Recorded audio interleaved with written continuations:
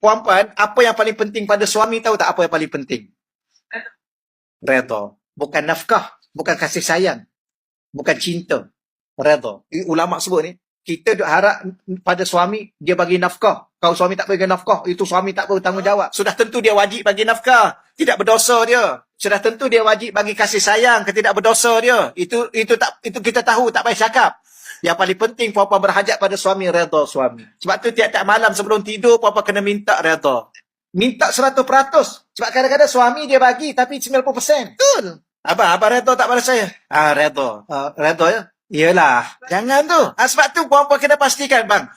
Yelah tadi 100% ke 99 tu? Ya, saya redha pada awak 100%. Baru puan-puan tidur. Itu dalam kitab yang sebut. Pastinya 100% kan? Dia pun diam.